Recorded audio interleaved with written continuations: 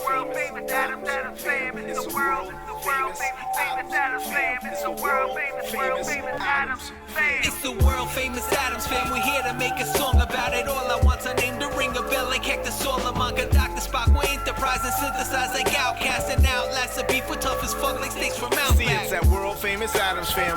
Fire up the attic fam. Dust off the archives. Disarm the hatchet man. The old and new is crammed into that same camera. I felt the earth tremble under my ball.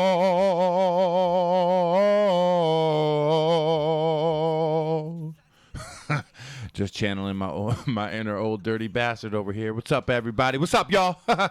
Oh, shit, that was real loud. I'm going to have to turn it down a little bit.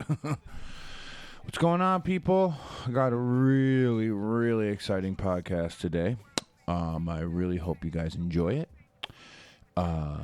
Today's podcast is podcast. Bury me in the fucking podcast. It's a podcast that is hip hop driven today. I don't think anybody will have a problem with that. And if you do, you can go shove a fucking eggplant up your ass. But before we get into all that, we are going to go to the sponsors right now. And I have 2 new monster sponsors. And I also have an announcement to make. So bear with me, because this episode of the podcast is brought to you by DiMichele's Barbershop and Emporium, located at 6 Kirby Road in Cromwell, Connecticut, exit 21 off I-91. DiMichele's specializes in all types of men's haircuts and hot shaves. Services are available by appointment only, which can be made conveniently online at DiMichelesBarbershop.com. That's DIMICHELES barbershop.com, or by calling 860-502-3540. Gift cards are available in any denomination, and they offer my personal favorite, their own DiMichele's water-soluble pomade. So go get a fresh cut, a clean shave, and some awesome product, and tell them Ben sent you. DiMichele's Barbershop and Emporium, responsible barbering. Go see my boy Elias. He'll fucking have a good conversation with you. Maybe lead you somewhere in life that you ain't never thought you was gonna be. Yeah. Well there, ladies and gents, it's a hot one out there. So beat that motherfucking heat with the one and only Nitro Cold Brew. The cold kick in the pants that summer demands. A proud sponsor of BB with BG. The Cold Brew Coffee Company offers you their infamous Nitro Cold Brew and now carries a delicious selection and refreshing Nitro of refreshing Nitro teas. Products are available fair trade, organic, and available at your favorite Connecticut bars, restaurants, farmers markets, and more. Not in Connecticut? No problem, motherfucker. We got the mail, motherfucker. Products are available for purchase online at coldbrewcc.com. Stay up to date with the newest flavors and retailers by checking out Cold Brew CC on Instagram. Cold Brew CC, the best damn cold brew. It is. I don't really fuck with a lot of cold brew. I like that little can Gary got. That's my boy. Go see him. He's at the Coventry Farmers Market every fucking Sunday. Tell him I said to give you a fucking free sip, because if you don't, I'm going to go give him a kick in the pants. JK. And for all you people that have gotten it fucked up a little bit, I think for the last 3 episodes, I said he had an organic nitro lemonade. He doesn't. That was something made up entirely by me. I'm sorry for any confusion. But yes, Hog River Brewing, a bunch of different stores around Connecticut. Go on his website, coldbrewcc.com. It'll give you all the locations. If not, you just want to track that motherfucker down at the Coventry Farmers Market, tell him I sent you. Okay? All right. Oh, yes. Cali-style soaps are natural and or organic in color, fragrance, and ingredients. Many Cali-style soaps have been made throughout Europe for over 100 years. These are very high-quality soaps. No animal testing ever. Cali-style has no minimum for opening orders or reorders. Cali-style is pleased to sample you. Cali-style offers testers and shelf talkers. I don't even know what a shelf talker is. Overnight 2-day and 3-day delivery available. Gift wrap available with gift card enclosed at no charge. Or you can call us at 1-800-755-KALA, K-A-L-A, and we will mail you a catalog. That's my girl Alice, her soap company. I don't really use any other soap. I use a body wash, but when it comes to my fucking dirty ass feet and my dirty butt, I use the volcanic ash soap. You know why? Because that shit smells good, and it makes me feel like a man, okay? I got a lot of other stuff, though. I got some angelic herb soap. I got some coffee soap. I got some avocado soap. I got some sea salt soap. I got some scrub. Damn, yo, man, I'm metrosexual as fuck, dog. I'm in that guy. Ask my girl. I'm in that motherfucking shower scrubbing. So hit up College Style Soaps. And if you have a store, you can call them and have their product carried in your store. Either way, do it. All right. Okay, check it out. I got a new sponsor, and I'm very happy to be working with them. Manic Productions, motherfucker. Manic Presents. Manic Mark himself came to me and said, Ben, I need your help. And I said, you know what, Mark? I fucking like you, and I've known you for a long time, so I'm going to fucking help you. No, that's not what happened. But I'll be working in close conjunction with Manic Presents over the next couple episodes, and we'll see how it works out. They got some cool shows going on, mostly at College Street, but I know they still do stuff at the Space. So coming up this Thursday, August 3rd, Manic Presents Neurosis with Converge and Amin Ra. Tickets available at manicpresents.com and at the door. Also coming up is August 9th, Social Distortion, Jade Jackson at College Street Music Hall. And November 11th is Slow Dive at College Street Music Hall. There's going to be a lot of different shows coming up. I will get you guys privy to everything once I get their schedule. That might be it, unless you like Third Eye Blind, Silver Sun Pickups, or Minus the Bear. Oh, shit, Niles, you heard that? Minus the Bear, ex-members of Botch, motherfucker. I know you're going to be in the front row crying. So, yeah, it's manicpresents.com for any ticket sales. But I would like to announce something right now. Last week, we did a little giveaway for 2 pairs of tickets to see Converge this Thursday. You guys are hearing this podcast on Tuesday. Converge is Thursday at College Street Music Hall. And I would like to announce the winners right now. Drum roll, please. Oh, shit, motherfucker. All right. There's a male winner and a female winner. I'm going to go with the female winner first. It's really funny because I know both these people personally, and I've been friends with them for a very long time. Winner number 1, female winner, Lisa Turso. Yeah, motherfucker, I won, yeah. Lisa, your tickets will be at the will call, my dear. Thank you for doing this, the contest properly. And I hope you have a fucking good time. You got an extra ticket there? Bring a friend, bring your man, bring your motherfucking dog. Whatever the fuck you want to do, my dear. Good fucking, good playing. You did well. And secondly, hold on, let me fucking reach in this motherfucker right here. Let me reach in this motherfucker. Who we gonna pull out right now? Michael R. Detelj.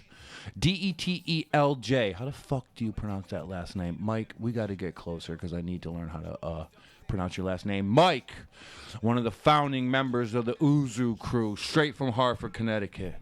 Real rapping ass motherfucker right there. Mike, you won. You got a pair of tickets, my boy. Pick them up at the will call. I will be, I'll make a post about it so everybody knows, but fucking you won, motherfucker. Congratulations. All right. Now on to our last sponsor. And this is probably one of my big crowning achievements to work with these fine gentlemen. Hartford Denim Company. Have you bought a pair of jeans from them yet? If you haven't, you're fucking lame. You're probably wearing fucking Wranglers or Lee. Step your fucking game up. Go see my man fucking Dave. Go see Luke. Go see fucking Marshall. They make coveralls. They make fucking shirts out of canvas. They make tote bags. They've made me a fucking beautiful apron to do barbecue in. This motherfucking thing is made out of denim. That shit is so fucking wild. Thank you guys. I love you. Hartford Denim Company, a.k.a. Harden Co., is a manufacturer of the strongest clothes available. We at Harden Co. stand by that statement by backing all of our products with free repairs for the life of the garment. If you buy a pair of jeans from these guys and you rip it, you can bring them back and get it fixed for free. You rip it 10 years from now, you bring it back and get it fixed for free. A motherfucking dog bites your fucking balls, you got to go get one testy removed. That little fucking hole you put in the goddamn jeans, that shit's getting fixed for free. Listen up. Made using only the highest quality materials. Everything we produce is cut and sewn in our shop in Hartford, Connecticut, USA. We also specialize in the production of commercial aprons for, but not limited to, the restaurant, bar, and woodworking industries. Please see www.hardenco.com for more information. Har for Hartford, Den for denim, Co for company. HARDENCO. Hit them up. They moved. They're at 236 Hamilton Street in Hartford, Connecticut. Okay? If you know anything, they used to be right next to Hog River Brewery. Now they're up the street a little bit on the corner. Go see those motherfuckers. Tell them I sent you. And support local business. Well, overall, that's all you really got to do. Ladies and gentlemen, I'd like to thank everybody for listening. It's been a fucking awesome couple months. And just know that this doesn't go unappreciated. Today, I have my fucking friend Apathy, a.k.a. Chad Bromley, motherfucking Demigods, motherfucking Army of the Pharaohs, Perestroika. He's got an album coming out with motherfucking OC, motherfucker. He did not rap for me, which, you know, we both came to an agreement. And he was like, would you want to rap right now? And I said, no, man, I'm old. I'm not trying to get winded. He goes, me neither, motherfucker, so let's do this podcast. That's my boy. I will keep you guys privy to any releases he has, and he's probably the most prolific and well-known rapper to ever come out of Connecticut, and it really hurts my heart to say that, you know, because I wish I could be that one day, but I'll never get to the level that this man has gotten to. He has worked with some of the best producers in real hip-hop, and I'm very happy to have sat down with him for a little bit over an hour and pick his brain on life, the current state of hip-hop, and just being a dad, all kinds of shit. Running a studio and all that kind of shit. So, ladies and gentlemen, without further ado, Apathy of the Demigods. I break bread, break bread, break break break break break break break bread. I break bread, break break break break break break break break bread. I break bread, break break break break break break break.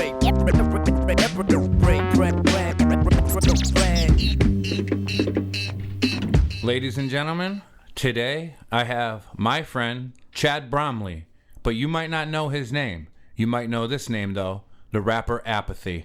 Yeah. Hello, Apathy. What's up, man? How are you? Good. I'm down here in the Danger Room. We are recording live from Apathy's actual studio spot where all the magic usually comes out. And it's been I've needed you on this podcast for a while because and prior to this, let them know that we just went to a co-op, a food co-op. Oh yeah, these two thug rappers went to a food co-op. I actually bought a turmeric golden milk, and you were buying vegetables. That's right. That's what we're all about, man. We put out a different persona than like what we really rap about. So I think I've touched on that with a lot of different rappers on my podcast about how they you act one way and you rap another way, but like now in 2017, the people that are doing it really, like being honest, you are who you rap. Yeah. You know what I mean? Yeah. You're not talking about fucking selling coke. No, I'm not selling coke. I mean, I embellish about a lot of shit. There's a lot of shit that I like to talk about that's, you know, fantastical, because that's what rap is to me. Yeah. You know, blowing somebody's head off and doing this and that. Because, you know, if I was just rapping and I'm like, went downstairs and did the laundry, came up, had to do my taxes, mad stressed. You know, no one wants to hear that shit. No, I want to hear, like I said this a million times, but I want to hear I bomb atomically, you know, and ninja swords and decapitating and portals and shit like that. You ain't rapping about Quicken loans. No Quicken loans. Yeah, we trying to refinance my house. I've talked to a lot of people about that, and you don't have to be totally honest and like you said, embellishing. And I've always likened it to wrestling. Yeah, those dudes all live a real life as humans. It's entertainment, but it is an entertainment. You know what I mean? Because you know what? When I meet rappers who I grew up listening and loving, and they don't turn it off, I get annoyed. It's weird, and it's like, hey, what's up, man? And they're like, yeah, you already know what it is, kid. It's like, You're not bro, that. Bro. Do you talk to your mother like that? It's like, bro, no, it's cool. I'm a rapper. I get it too. You can chill out. And they're like, nah, what you mean, son? Blah, blah, blah. I'm like, all right, man, get the fuck out of here. I think that's a lot of like, that comes from a place of trying to impress people. Insecurity. Yeah. For sure, yeah. I can't, like, I have a conversation with you. I have a conversation with one of these guys out here, Chum or somebody. Yep. And that's the person I know. Yeah. Like, you, and I'm sure you've dealt with it a lot playing shows, and like you get off stage and those are the dudes you're running into. Yep. Trying to pass you their demo and just being something that they're not. Trying to turn up, like kids say. Literally. Are they still saying that? Yeah, people are turning up all over the world, man. It's pretty good. Meanwhile, I'm trying to get pre-approved for loans for houses, and that's my life. And these guys are like, are you in the market right now for a house? yeah. Where are you looking? Are you looking to stay in Probably New in London? this area, not New London. Probably like Waterford or for all the psychos out there listening and tracking me and want to follow me. This is where I'm moving to. You trying to live on the water? Yeah. That's I like that because that's actually been a theme of yours throughout the last couple of years. You're not afraid to let everybody know you're a maritime rapper.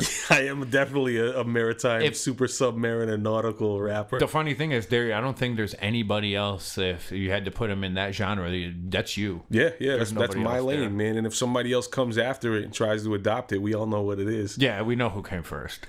That's funny, dude. That's all. Man, I've been obsessed with the water and the ocean since I was a little kid, and pirates and stuff like that. And then it kind of blew up, which I don't ever want to be that hipster about it, but I was sad to see everybody getting anchors and sweating mermaids, and I'm like, man, I've been on this shit. Fuck you. I went into Chum's apartment one day and I was looking at your welcome mat, and you have an anchor welcome mat. I got rid of that actually. What do you have now? Is it something new? Something better? Nothing now. I think there's nothing there now. I was like, wow, he's really living it. No, we just took it away because at one point somebody stole it and then they returned it. Because they found out crazy note. Because they found out whose it was. Yeah, I spread the word around that I was gonna find out who the fuck it was, and they were gonna have problems. Bring my fucking doormat back, bro. It showed up again, just mysteriously. One night, it just showed up, and I was like, "Wow, that's really funny." That's amazing. And after that, I was like, and another thing too, it was too. I don't want everybody knowing which apartment is mine. No, it's all right. Yeah. So I like to be a little more key. Low key. I don't even think people know. Well, we are in New London. This is where you guys are based out of. Yeah. Like, this is where you're based out of. Yep. When I think about the Demigods crew, I'm not thinking of worldwide. I'm thinking of like southeastern Connecticut is where it originated this is where I was born. from. Yeah, for sure. And you grew up in Lebanon? No. Where'd you I grow lived up? in Lebanon for a couple of years because my mother had a house there. When I came back from New York, I lived there. But I moved around a lot. I lived in everywhere from Willimantic is where I was born and spent most of my time with. My family's maintained there the longest. Mm-hmm. And I lived in Colchester. I lived in Montville. I lived in Norwich. I lived for a little bit in Hartford. I lived in New York. I lived in LA for a little bit. All over, man. I stayed around and moved around quite a bit. Where'd you live in Hartford? It was, I'm trying to remember where it was, like when you get off the highway and you can either go left to the this was, you keep in mind, this is 1996. Okay. When you go left to the train station, you could take a right there though, right when you get off the highway, and The Asylum Ave exit. Yeah, So and you then- were downtown. Yep. Okay. And then you get down, you keep going right a little bit, and there was a subway and right over in that area with this dude named For Days from Lost Unknown B-Boy Crew back Really? then. Yeah, this dude For Days. Hartford actually has like a weird underground like graffiti. It's a all encompassing hip hop scene from back in the day, and people don't know. Yeah. People don't know. There was like a huge like b-boy influence in New Britain, Connecticut when I was growing up, but like people don't really know about like there was like huge like graffiti battles back in the day. Oh, yeah. But it stayed there. It wasn't broadcast around the world like it is today. Yeah, because there was no internet at that point. there was no Well, the Instagram. internet wasn't popping at that point. Not at all. Shit, 1996. I graduated high school in 1997. Yeah. So Yeah, around that time, around 97, the internet started popping off more. yeah. That's like when chat rooms and shit were more popping, it was dope because if you could get onto a computer, you had access to people all over the world, and that was a new concept. Now it's nothing. It's the internet. We take it as for granted, like water and air. You know what I'm saying? But back then it was a huge thing. I literally went from playing Oregon Trail to being on AIM Messenger getting Yeah. like horny Yeah. within like a week. And It was so weird. Yeah, man. finding crazy It was shit. So Yeah, fucking bitches, weird, yeah. man. It's funny because you're my age. You're 38. Yeah, yeah, And yeah. I'll be 40 in January. Yeah. And so like when you talk about what you've been through and what you've seen, like it's like I and I, because we're the same, like Same time. we're yeah. two white dudes from Yep. Connecticut. Yep. You've moved around. Yeah. I've lived in Poughkeepsie, New York, and I really haven't left Connecticut other than that. I visit places, but I haven't lived anywhere else. But I think that's cool because you get a little bit of a... If you've lived in New York and you've lived in LA as a rapper, you've probably been like influenced by a lot of different people. And I was thinking on my way here, the thing about you that I love is like you always stayed true to real hip hop. Which to my detriment, because I feel like that hurt me in multiple ways. Because let's take the two extremes. You got guys like Immortal Technique and Vinny Paz who had a clear, defined motif going. You know what I'm saying? With Paz, with the whole Jedi mind trick shit, and you know, it was his thing was almost as clearly branded as like Wu-Tang. You know what I'm saying? And Immortal Technique had all the same stuff, the super revolutionary stuff, and guys like that. And Slug had the shit with the girls and more the emotional stuff. And me and Talking Self, about his life and shit. yeah, and me and Self just continued to do, you know, the boom bap shit. And, you know, we kept chasing the 90s. And I think that hurt us. And I think if we would have made a little more clearly defined brand and vibe back then, maybe that would have helped us out and helped kids figure out. But we were just too busy trying to make the next... you know, make the next Big L type song. You know what I'm saying? And like hip hop boom bap. And then on the other side of the spectrum, you know, I saw some opportunities with major label records, and you know, I didn't sell out and, you know, try to do some pop shit or try to do stuff. Once again, I had to stay to hip hop with it. You know, so either way, either side, that could have been my own downfall. You know. Do you think, you know how like things like there's like a resurgence of things, and like we've seen hip hop come from the birth and like evolve over the years to, some people would even say like hip hop, like everything you see on the TV today, that those type of artists, we've seen it move through its stages. Yep. And you think it'll come back and there'll be like back in the day, tapes were big, and now they're big again. Do you think like boom bap, real rap, like that Big L style is gonna come back? Nah, because let's think about how good all other forms of music were. Let's look at the fucking, let's look at the 1940s type music and, you know, that type of shit. That never made a huge big comeback. Then let's look at the 1950s, the doo-wop era. That never just came back full force. Then you go to Jimi Hendrix, Led Zeppelin, Janis Joplin. That never came back. You had groups like Wolf Mother who would touch upon it and try to make a sound that sounded similar to that, or the Amy Winehouse who tried to make a sound similar to the 60s, but it's not like a full-fledged resurgence of movement. People just keep moving on. You know, people keep just doing what's new and what's next. And there's not going to be a time where it's just going to come back as much as I wish it would be that. Because, like I said, look at how good the music was of the 1960s and 70s, and it hasn't. No one's ever said, maybe we should make stuff great again like it was then. You know. True. There are people though, like that stick to it. Yeah. But do you you're gonna get old. Those people are gonna get old, and you just got to open the door for a new generation. And I think that is when rap is gonna become extinct. Yeah, it ain't even gonna be rap anymore. No. It's all pop. Yep, you know it's what all I mean? pop. Yeah, it's all turning to pop. Because people, at the end of the day, everything comes down to greed, and everybody wants to get money. Everybody wants fame. Everybody wants those type of things. And the other thing too is that besides money and fame, kids want to rebel. Yeah. So if these kids who are 15, 16, 18 now grew up with their parents listening to Rakim and Nas, they're like, man, that shit sounds old. I want this shit that people sound like they're singing in auto-tune and is real simple and everything's...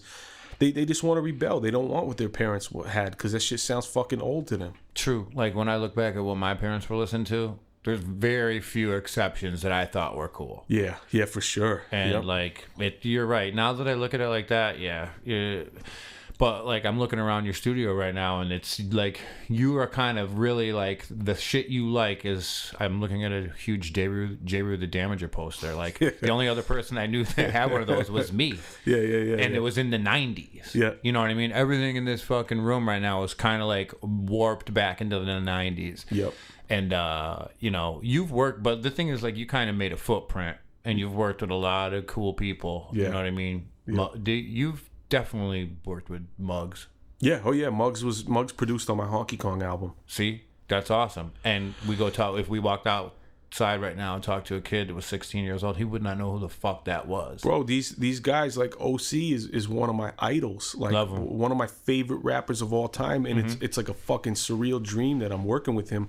But some of these kids who I tell that I'm working on this album, I'm like, yeah, I got OC and I'm doing a project OC, and they're like, oh, who's that? Yeah. And I'm like, what the fuck are you talking about? Who's that? Dude, when the Digging in the Crates album came out, when they all got together and did that album where it all looked like stamps. Remember with that Thick, thing? with Thick. Yeah. That was real. Yeah, That's when they all came together and they had everybody on it. Big L hadn't died yet. Dignified Soldiers and all that. Everything was on there. Showbiz and AG, like that shit. Even Fat Joe was on that album. And at the time, he had popped and was way bigger than all those dudes. And he came back and did that album with them. Well, what people don't understand too. I mean, what the most people don't understand is the younger people.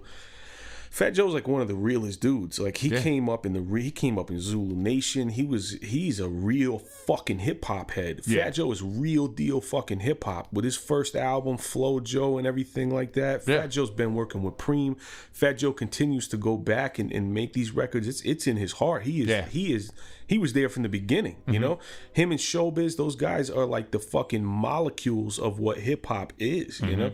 It's crazy, and I feel like because of Fat Joe's commercial success, a lot of people lost sight of that. Yeah, how real Fat Joe is, you know. Dude, I remember going to get tattooed in South Beach a couple years ago after one of my friends moved down there, and I had to get a tattoo finished. And I was walking by this little like kind of like little lunch spot called Joey with a Z at the end. Yeah. And I saw an Aston Martin parked out front, and I was like, "What the? Whose car is that?" And I look in, and Fat Joe is sitting there eating a jerk chicken salad. That's dope. And I look in, and I'm like going like this at the glass, just like glaring it at him. Yeah. And me and you, like anybody knows, no one likes that. Yeah. Like I could have caught him coming out and be like, "Yo, what up?" And he was with this bodyguard, and this dude was like the epitome of steroids. Yeah. And he looked at me, and he went, and he hit the window. Like, as to say, get the fuck out of here. And I was like, and I walked away, and I waited. I came out, and I was like, listen, man. And I was like, I just want to let you know, I know about Digging in the Crates, and I know about you from back then, and I respect that shit. And he got a big cheesy smile and was like, nobody really tells me that anymore. And I was like, I know where the fuck you came from. And he's like, where are you from? I go, I'm from Connecticut. And I go, that's not far from the Bronx or wherever the fuck you grew up. And he was like, all right, man, respect. And at the time, this was before he lost all the weight, and it was so fucking hilarious watching him squeeze into that Aston Martin and then drive away. Dude, I was so psyched, but I was still scared because the fucking bodyguard scared the shit out of me. But yeah, that was probably like fucking, oh god, that was probably like 2006 or 2007, like that. That's fucking hilarious. What's your favorite artist you ever worked with, or are you doing it right now with OC? OC is definitely top, and I mean, as far as, what do you mean, like my favorite experience? What was your favorite collaboration, or like the favorite person you got on an album, or he came on yours? Yo, it's crazy because it's a lot. Like sometimes I sit back and you do have more than one, definitely. Like I just worked with Pharoah Monch, and I drive around listening to the song. It's not out yet, but I drive around listening to the song, and I'm like, I want to fucking cry because 14, 15-year-old me was obsessed with Organized Confusion. And I can't believe that I made it to this point where I'm working with OC, where I'm working with Pharoah Monch, where I'm working with Showbiz.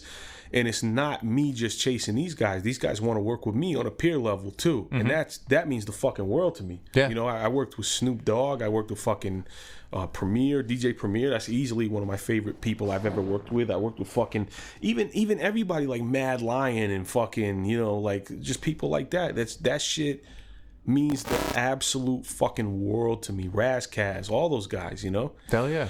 That's what means the most to me. Beat Miners, that's Pete Rock, all that shit. That shit is fucking surreal to me that I've made that happen and that I'm living that life, and that's what I love. And the funny thing about that is the people you have on your features or people you featured on, those are all the same people we were talking about before, like real rap. Yeah.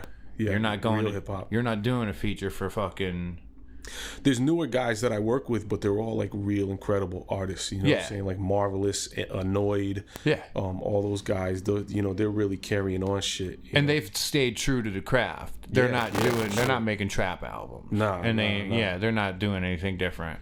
I had that conversation with Marv, and his ideals are in line with yours as far as like real hip hop. Yeah, and I wish these kids would stop fucking trying to call it hip hop. I wish they'd call it something else. It's not. Yeah, it was a drag race going on outside. I've heard it twice, dude. You got like fucking NASCAR fucking rank outside. For real. Yeah, like but the thing is, like, there's all these offshoots and genres, and it's like, okay, what's the difference between hip hop and rap? What makes it trap? What makes it commercial after that? You know what I say is that, this is what I tell a lot of the guys too, is that it's crazy to me because when you take a glass of water, and let's say there's hip hop, right? And you take a glass of water and you add some food coloring to it, and then you add some sugar to it, and then you add some carbonation to it. It's not fucking water anymore. It's not water anymore. You know what I'm saying? It came from water. It came from water, sure. Yeah, but it's not fucking water. Because some of these guys would be like, get mad, and they're like, okay, well, who are you to say what hip hop is? Hip hop can change. Well, if it changes, it's not fucking hip hop. It's not hip hop anymore. Yeah. Yeah, and that's okay. No. Say it's something else. It's evolved. It's not what I listen to, but that's okay if it changes and it's something else.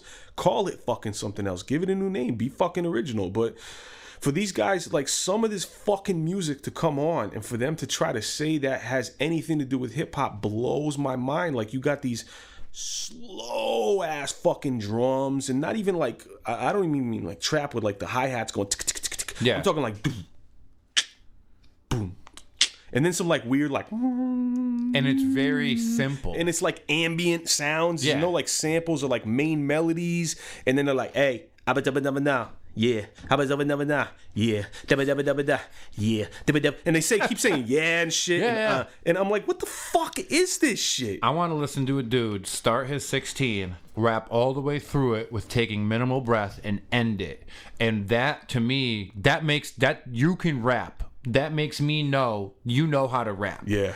If you got to break it up and breath, all that shit. Yeah. You're not. Or like repeat shit. Like if you heard these guys try to freestyle, it literally pains me. It's like, how do we get here? Yeah.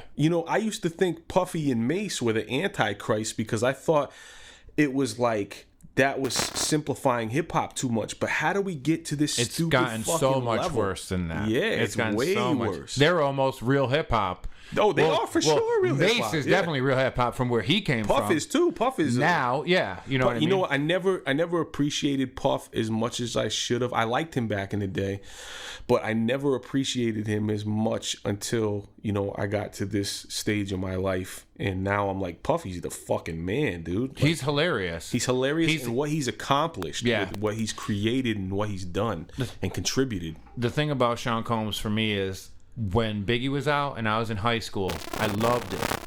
And I always thought Puffy was just his weird friend. Yeah, you didn't know he was like running the show. But the thing is, when Biggie died, I felt bad because this dude lost his best friend. Yeah. And I kind of like had empathy for him. Like, imagine if my best friend died. Yeah. So I can't knock this dude for being the second in line. And now, like, boom, that opened up his whole career, like, went crazy after that, you know what I mean? And it kind of was like, I had empathy. I felt bad for him on some, like, oh, your best friend that you came up with in the hip-hop game died. Now you're going to pull it and keep going, you know what I mean? Yeah. And that's when I respect him. Definitely. Yeah. I definitely respect him where he came from. He's cool as fuck. He's a humble guy. I met him. Here's the funny thing. When I met Puffy, I was backstage with Jay-Z and Jermaine Dupri and Mike Shinoda and my man Ryu and Beanie Siegel and Freeway. Okay. That's how I met Puffy, hanging out with Jay-Z. Dude, that's fucking amazing.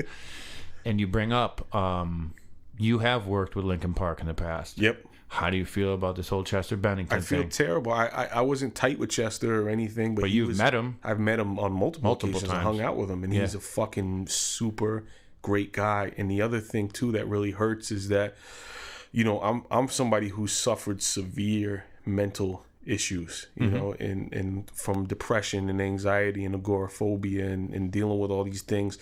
So to imagine what he was dealing with to leave his wife and his kids, who without question he loved. Yeah. And I see some, you know, I posted a rest in peace picture to him, and I saw some fans and some people, whether they're fans of mine or fans of theirs, and saying really fucking cowardly, stupid shit. And I'm saying these kids who said this shit are cowards. Yeah. Because they're saying, oh, fuck him. He's a coward. He's a bitch for leaving and taking the easy way out. Let me tell you, bro.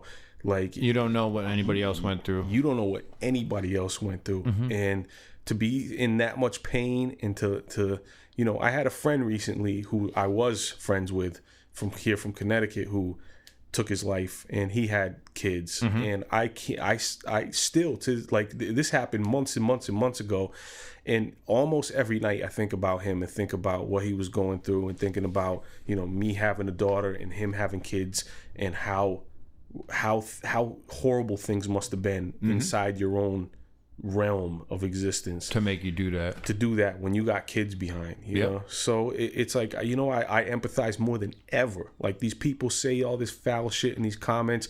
You're a fucking sucker if you say, if you pass judgment or you say something about that shit. If he would have killed people and then killed himself, sure, that's a bitch move. It's that's different, a sucker move. He took somebody with you, Yeah, but I mean, you know, if you can't stand this existence, you know, I mean, you can't say anything. That's a deep thing. Okay. Like, if you look right here, I mean, look at this right here. I've seen. That's why I said it, and I know that you've worked with him in the past, like the DJ and shit.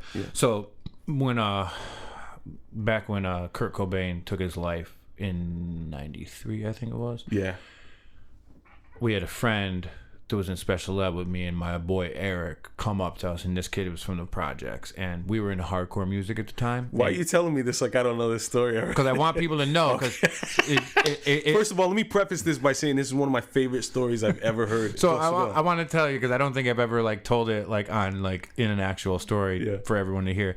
So there's a dude, Gabriel Cruz, at the time, and he thought that was the kind of music we were into. And at that point in my life, I did not listen to Nirvana. Okay. But he couldn't differentiate like being white Nirvana fans and like kids that went to like hardcore shows. You know what I mean? Even though they were polar opposites. He just saw white kids that maybe skateboarded, and they just lumped them all into one group. And he comes out to us in the middle of the hallway, and he goes, "Yo, I heard your boy Nirvana had killed himself."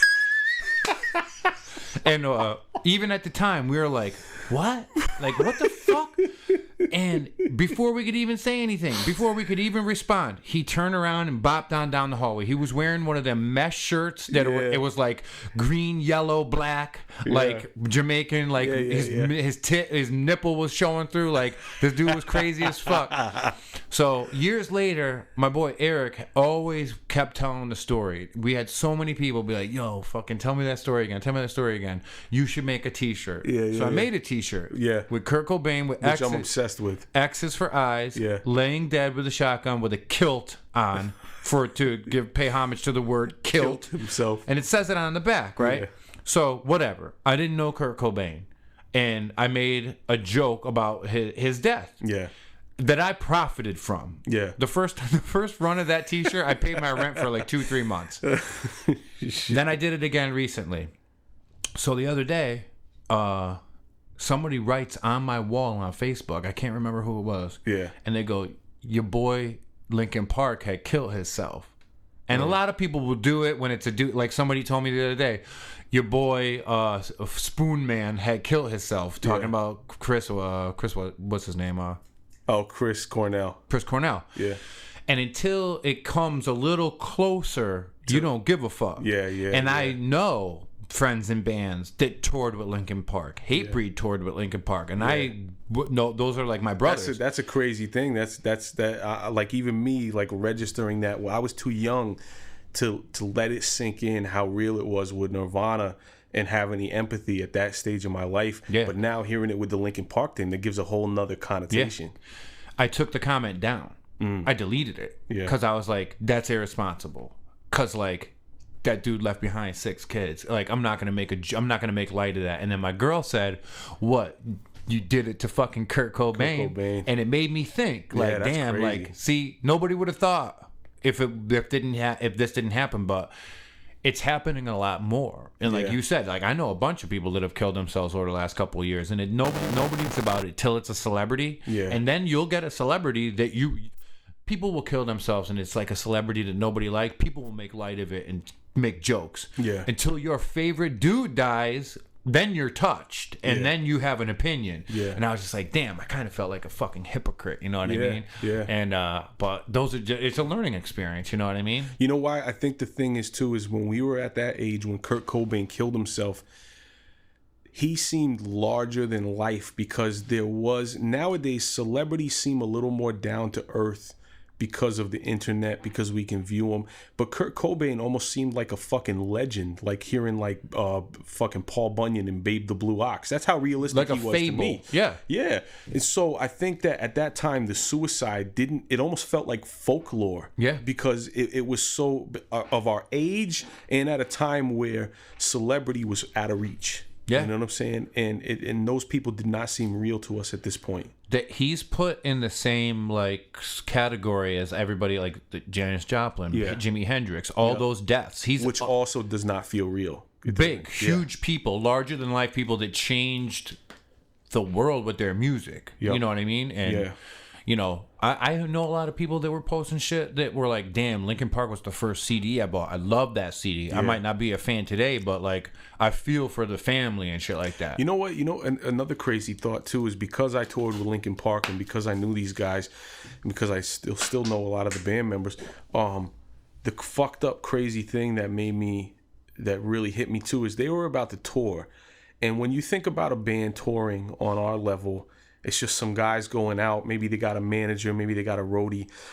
Linkin Park had a staff of like fucking 50 people who were like regular ass people in their 40s and 50s. Working who were working. That was their only job. Yeah. And this shit has altered and changed that whole thing, which is fucking nuts too. They were huge. Yeah. Those dudes. They were a machine. I think they were they were like in that like tax bracket where each member of the band had their own bus. Yeah. They ain't bunking together. Oh no, they all had buses. They did that at one point, but they grew out of that. When we toured with them, they all had their own buses, and their buses were like what you call it, customized to them and their families and their dogs and shit like that.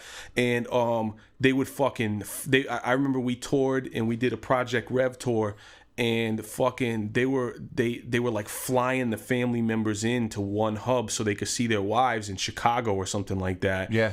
But it was fucking nuts. It's crazy. Even when we did Fort Minor with Mike Shinoda and we toured that shit, there was a bus for us, a bus for Shinoda, one more bus for some other supporting act, and then a studio bus. That's 4 fucking tour buses. You know how much fucking money that is just to run the operation? Just in gas. Just in gas. And it's more than I make like a year. Oh, easily. It's a different, and people don't understand, like, it's a different, it's like a whole different level of like touring. Like, I know a lot of, like the dudes, my friends in Every Time I Die, I forget what record label they're on, but they've jumped through labels over the years that kind of will like give them different things. Yeah. But then they see how much that bus costs, and they see how much they can save.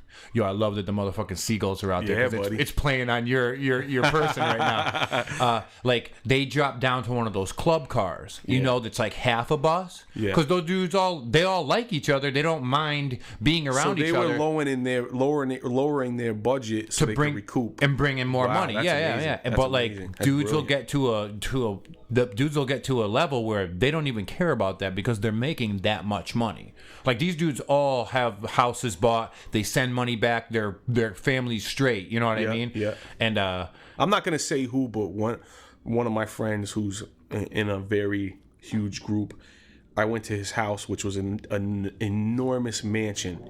And there goes the drag racers. Yeah, they're doing it again. New London drag circuit. That's a great name for something. But anyway, I went to his house and he had a room. And I'm talking about, this was a huge room. This is something I would use for a master bedroom. And this was a side room that he had full of tons of gifts. And I'm talking about when you go to a Hollywood gift, like an event, and you get a gift basket or a gift thing for celebrities, it is a whole nother realm. It'll be like an Xbox, a new iPhone, A fucking watch. yeah, or like a watch that's like for like fucking $5,000. Yeah. And a fucking like this card that's like for a thing for like a like 3 years at a spa that costs tons of money. You know what I'm saying? Shit like that. A backpack that cost $15,000. Like all these fucking crazy things. And this guy had a room full of this shit because he gifts it to people for Christmas, like his family members and shit. That's like that. fucking really smart. Yeah, that's cool. But it blew my mind because I'm looking and I'm like, yo, in this room is like $150,000 worth of shit. That he don't even give a fuck about it. That they just give him. It's like, it's fucking crazy to me. That's awesome. Yeah, it's nuts. There's levels to what hip hop and what we do. Yeah. Like when I go out, if we have like maybe 5 shows, we're in a van. Yeah.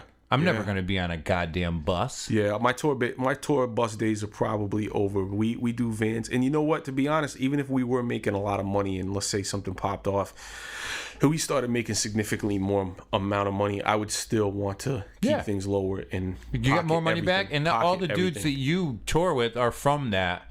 They don't need to be have their own. The only way it makes sense is that what some artists do too, is they'll get sponsorships and like Red Bull will pay for them. If they'll pay for it, yeah, definitely, yeah, and then it works out. Let's talk about touring. You know, you're obviously the most known about demigod that's out there, but you're also a member of Army of the Pharaohs. Mm-hmm.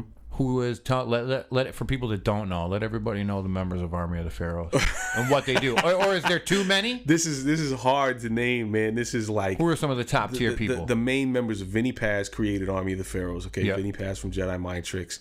Myself, self-titled, Esoteric, Outer Space, King Size. You know, that's pretty much the core of Army of the Pharaohs. And Blackistan, you know, King Magnetic there's people who've come and gone too, you know. So there's a lot of people who are down with Army of the Pharaohs. You guys just recently didn't you do like a tour last year, or 2 years ago? Not Army of the Pharaohs. We did a few years ago. You played a big show within the last year though. We did not Army of the Pharaohs. Not in the last year. Like years ago. Like I think 3 years ago now. It might have been 3 years ago. 2 or 3 years ago. We did L.A. We did Philly, we did New York. Okay. And that was it. And we did 2 nights in LA. Oh, cool. Back-to-back sold out nights in LA, which were it was crazy. It was where was the venue? I think it was the what the fuck? Something about space or something like that. It was like it was in the OC, I think. Okay. What the fuck? Not somebody will correct us. Yeah. I'm trying to remember which. Somebody will quickly correct it. You guys gotta. I gotta apologize. We do so many shows. Oh yeah, all the venues and the places run together, man. Definitely. Like all the places I really remember are the places that are local. Yeah. You recently played the Space, right? In Hamden. Yeah, the Space in Hamden. That was a cool spot. Packed that shit up. Yeah, I like that spot. That spot is really cool. I played the little one. The juice bar one on the other side of the parking lot. Oh, okay. That was my first time being at that. That shit's cool. Whole thing. You played the big side. Oh, okay. Yeah. Last time I was there was for like Homeboy Sandman and A$AP Rock, like the last little tour they did. That's a cool venue for rap. Homeboy Sandman is fucking nice. He's one of my favorite rappers. His flows are fucking incredible. I've been meaning to work with him for the last 4 something years, and I've never gotten a chance to yet. He's on Stone's Throw. He knows everybody you know. Yeah, oh no, we know each other. We talk. We met at an Organized Confusion show. Oh, cool. And I've been. It's just a matter of, you know, everybody, the fans always say who they want me to work with, but man, there's not enough hours in the day. No. You know, not enough albums and not enough hours in the day. It's so much stuff I want to do that'll probably never happen. I went and met him and Aesop, and it was the first time that I had met Homeboy Sandman, and we sat there and we watched, before he went on stage, we watched a dunk contest. He's super into basketball. Oh, word. And he's like, I'm not. Like, I'm into football. Yeah. But he was just schooling me, telling me all this shit. I didn't know him from a hole in the wall, and he's like, yo, watch this. Watch this guy right here. And it was just fucking hilarious. Then he gets on stage, and he's got like a good stage presence. Yeah. And he makes the crowd laugh, and he'll also woo you rapping. Like, that dude is a master. Yeah. He's a fucking great rapper, dude. His rap skills are unreal, man. He does, you know, I'm a rapper. He asked rapper. And Yeah. I listen to him, and I'm like, bro, this guy is insane. That's the funny thing, because I think like people like me and you, we listen to music, but we probably don't listen to a lot of new rap people out there rapping unless we really like it. Yeah. And I got a fucking tape. He gave me a tape that he had done for the tour, and he's literally got a song on there where he just raps all about all the old school Mets players from the 80s. And yo, the way he's fucking rhyming Daryl shit, Strawberry and Dwight Gooden. dude, he's naming people that are so obscure, it's fucking hilarious. That's crazy. I play that shit when I clean my house. It's fucking awesome. But yeah, like right now, like let's say you wanted to catch a tour coming through with like a rapper, like who would you like love to go watch a show right now? Who would be performing? Only 90s shit, like, you know, People coming back. Yeah, you'll never catch me going out for shit. And I think me and Chum? I think me and Chum and Open Mike went out and saw Ghostface and Raekwon in Rhode Island. That's amazing. That's what I would do. They did Only Built for Cuban Links, and yo, it's got to be something like that to get me out of the house. Like, I'm not coming out for shit. No, me neither. And that, I was like, all right, let's get in. And even at the end, we left like, but before like the last two songs were done. Oh yeah, like, let's beat the crowd. Dude, I'm old. I'm tired. I feel crazy. I'm the king of the Irish goodbye. Yeah. My boy calls it the slither.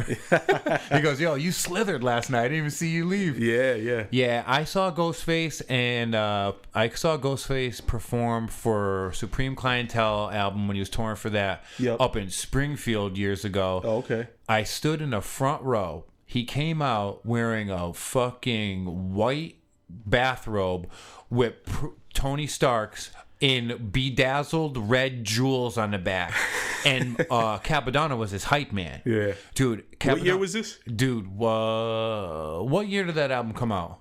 Pretty Tony? No, the Supreme Clientele album. Oh, 2000. So yeah, that was right. I got clean in 2005. That's kind of when I gauge shit. Yeah. And this is probably like 2001. He was still touring for the album. Yeah. And it was at like Fat Cat in Springfield. It was at the small club.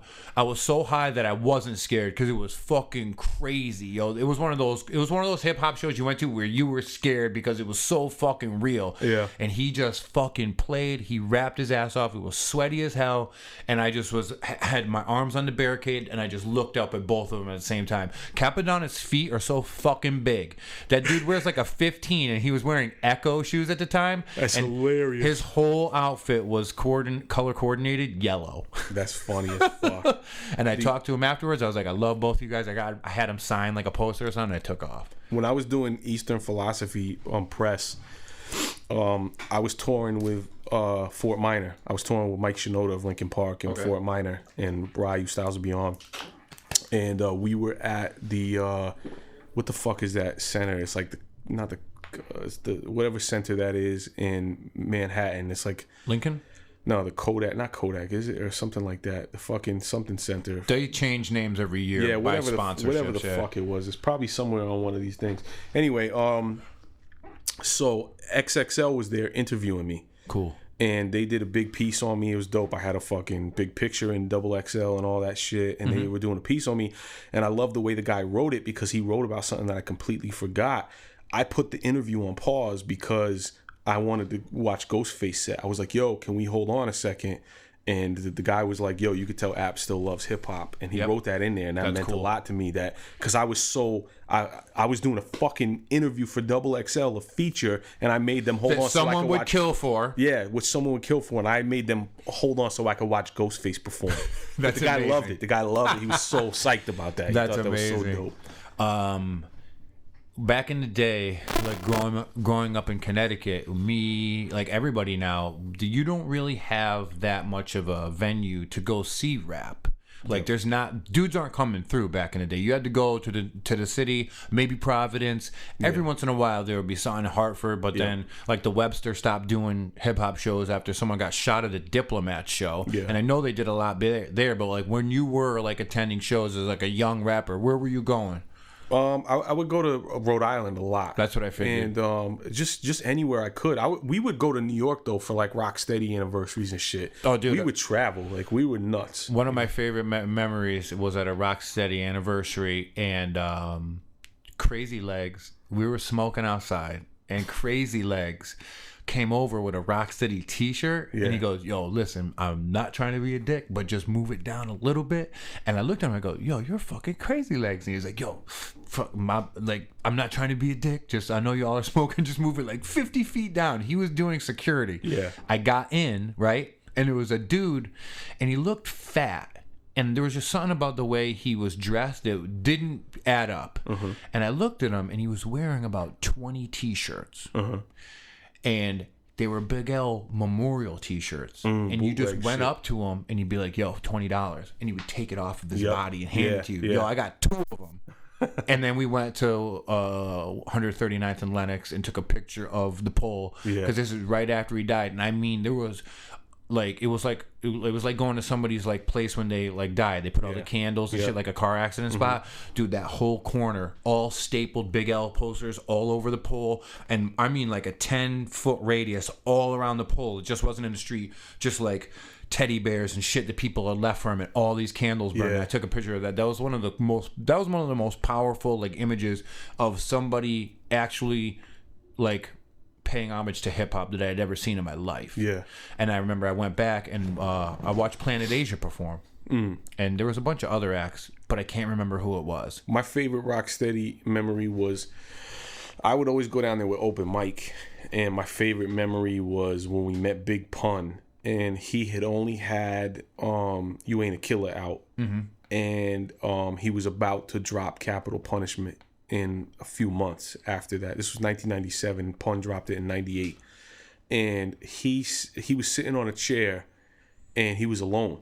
And nobody really knew who he was because, like I said, You Ain't a Killer was out. But he hadn't popped yet. Yeah. So I knew who he was. I was like, "Yo, holy shit." And I was quoting some of his shit, and he was psyched. He was the coolest mother. He talked to me for at least 45 minutes or an hour about Capital Punishment, what he had going on, what they were doing with it, all this shit. And I was just blown the fuck away. It doesn't make you sad that kind of shit is gone? Yeah. Oh, yeah, for sure. Yeah. Everything makes me sad. It makes me sad the way people digest music now. I mean, we used to, Cypress Hill dropped their first album, and it spanned over like 3 or 4 years with multiple singles and shit like that. Maybe not 4 years, probably 3. They did. You're probably right. They were huge. Yeah, but one album we would like it would be single after single. How I Could Just Kill a Man drop, then like Hand on the Pump, then fucking Latin Lingo, then fucking The Real Estate. And this is not the correct order, but all that shit, man. They had so many videos, and the same shit with the Fugees, The Score, and House of Pain was at that time. Yeah, all these shits, we would digest it, and we digest it properly. Now it's like fast food, and you just shit everything out and eat some fucking more, and you shit it out, and everything's a fucking snack now. Nothing is meant to truly last. No. You know what I'm saying? And that's what fucks me up. Heartfelt, like rappers die and shit, and I really wasn't affected or like bummed out until I got older and I knew more about life. Yeah. But as a young dude, Big L's death fucked me up. That was a hard one. Because all I did was listen to Big L for years before he died. Yeah. Big Pun died. He was still a real motherfucker to me. Yeah. But he was way bigger, you know what I mean? Yeah. And like whatever. And then Big L was like closer to our level. Big L was closer to what I liked. Yeah. And then when Jay Dilla died, that kind of fucked me up too, because that was a master. That dude was a master of beat making. Yeah. And there's a lot of recent dudes like I still remember how I found out. We were on tour with Fort Minor. Me and Self were in a car, and Scam. You know who Scam is? Scam did like Scam Dust? DMS, dude? Yeah. So I've known Scammed us since fucking like the Scam early did all 90s. the covers and shit. Yeah. So Scam hit me up and was talking to me himself, and we were on the phone with Scam. Scam had called me, and he's like, "Yo, you heard Dilla died?" And I was like, "What?" So Scam told me. That's told insane. me that. Dude, that's Dilla so died. funny, dude. Yeah, man, like I can't remember going to New York a lot for shows like that, but I was like heavily ingrained into the hardcore scene. Yeah. So I was going to like CBGBs and shit like Yeah. that to watch crazy shit while you were like going to all that fucking SOBs rock and steady shit. shit. Yeah. SOBs, like all the hip hop clubs down there. Yeah, man. It's kind of like they kind of intertwine because you have the same amount of love for it. Yeah. And yeah. it's the same thing has happened. Like I only know a couple bands that I want to listen to now because everything's bullshit. And you know what? Even guys who I really, really enjoy, I don't know what it is, but albums aren't the same to me now. Like the last shit that I really fuck with, that I listened to, listened to it and burned it over and over again and will continue, and it's been years and it's held up, is the Step Brothers, Alchemist and Evidence. Oh yeah. That's the last album that I continue to listen to. And prior to that, it was like a long time before that, like Pretty Tony or something like that. These just a lot of albums don't even. But here's the crazy shit: I'll listen to albums by people who I know or people who are dope, and I'm like, damn, this is dope. This lyricism is dope. The beats are dope. It's cool. But for some reason, something just doesn't click with me that makes me listen to it like I used to listen back in the day. Yeah. That's why that Step Brothers album is so special to me, because, you know, that's one of those albums I still listen to. I was super into like something that I listen to now. I actually found a lady on Facebook that was getting rid of all her son's tapes in Springfield, and I got them for free. Dope. And I got so much shit, dude. I got an OGC tape. I got fucking a bunch of Big L shit. I really hit the jackpot. That's dope. But something that I would always listen to, and it is always like it's always been, I'll listen to it in 10 years, is Camp Low. Oh yeah. And I'm friends with both of them Uptown on Facebook. Saturday Night, I'm yeah. trying to get a verse from Geechee Suede right Yeah. now. You know what I mean? Like, that shit is timeless. Yeah. Dude, my first hip-hop album was something, it was really weird because my dad hates that I rap. Yeah. Back when I was younger. You know what he bought me and turned me on to? What? He bought me my first Diggable Planets album. Oh, that's dope. He went on a business trip to South Carolina, and the lady, he walked into a record store and he goes, "What could I get for my kid?" And she gave him that, and that's what he came back with. That's dope. So that was cool. My father bought me my first rap tapes ever. Was Run DMC, Raising Hell, and Beastie Boys' License to Ill. My father bought them both for me. Two perfect fucking places to start. And he used to tape radio. I've said this a lot of interviews, but he taped radio shows with me, like up at night, like before I even got those tapes. There was a local college, UConn, had this guy Yep. Doc 9. Yep. Doc 9 back in the 80s would play shit, and my father would tape those for me. And if it got too late, he'd stay up taping it, and I'd go to sleep. Yeah. And I'd have rap tapes. Yeah, You know, my which was brother fucking used to, dope. There was a kid that did it out of University of Hartford. Fuck, what was his name? He did it for years. He played the best shit. I'll have to fucking research that. But there was also two guys that did a radio station called Two Hillbillies out of Wesleyan. They were just two old white dudes, right? The dude was on my paper route when I lived in Bristol, and he let me come in his house one day when I was collecting, and I saw all the vinyl. I mean, like, take that room and this room and make all the walls shelves. That's how much vinyl he had, right? That's crazy. He goes, "You like hip hop?" I go, "Yeah." I had just started listening to hip hop at this point, and he's like, "How about I give you 2 records every week instead of paying you the money?" I go, "Yeah, dude." I had everything. And fucking I ended up getting fucked up on drugs and selling a lot of it. But before I could get rid of the most of it, my brother took it, and he still has it. Yeah. And dude, this dude fucking hit me off with so much shit. I had the single for "Let the Horns Blow," fucking wow. Chiali. Yeah. I had a Terminator Valley of the Jeep Beats fucking That was a first great album. pressing. Yeah, that was a great album. Dude, fucking, I remember going to his thing and he goes, "This is the next big thing. Look at this." And he gives me the first Naughty by Nature, like self-titled song or whatever, single. Yep. And dude, I'm like 12. And I'm like, there's no way these dudes are going to get big. And he's like, "Why not?" I go, "They have the name Naughty in their title. That's so gay." And he's like, "Yo, watch. Dude, 6 months later, Hip Hop Hooray, MTV, fucking when they were Beyond the Beach. OPP first. Tretch fucking doing it, yo." And I was like, he was fucking right. Yeah. And dude, that was, if it wasn't for that dude, His last name was Dittman. If it wasn't for that dude, I wouldn't be into hip hop like I am today. Two things.